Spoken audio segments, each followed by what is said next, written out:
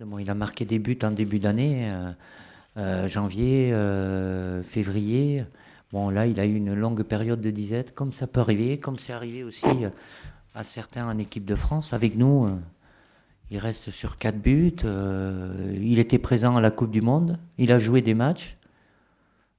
Il aurait pu en jouer peut-être plus aussi. Voilà, j'ai pas un travail particulier à faire avec Olivier.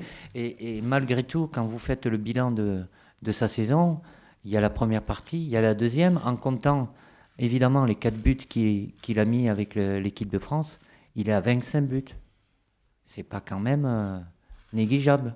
Et Alex a aussi de très très bonnes statistiques. Et Kevin Gamero, il en a encore de meilleurs. Mais ceux qui y sont aussi.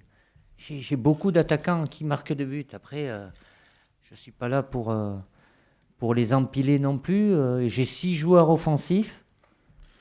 Comme vous le savez, je ne vous apprends rien. J'ai droit à 3 changements. Donc, dans les 6, il y en a 3 qui sont censés débuter. J'ai 3 options. Sans oublier que j'ai des joueurs milieu de terrain que j'ai utilisés un peu plus haut aussi et qui m'ont donné satisfaction s'il y a besoin. Donc voilà, je suis là, bien évidemment. Après, on peut dire oui, mais lui, il mérite plus. Évidemment que ceux qui sont au niveau offensif dans la liste des réservistes auraient pu être dans la liste des 23. Mais ceux qui sont dans les 23 le méritent pour moi. Et Kevin, oui, il fait une très très bonne saison.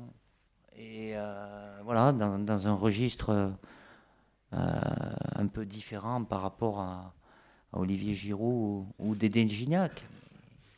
Eux, ils sont déjà venus en équipe de France, ils ont un vécu aussi, mais voilà, j'estime que c'est important pour Kevin de venir. Certes, il ne sera pas dans les 23, mais il est dans les 31 joueurs qui doivent se préparer pour une grande compétition. Et voilà, là aussi, c'est des choix difficiles.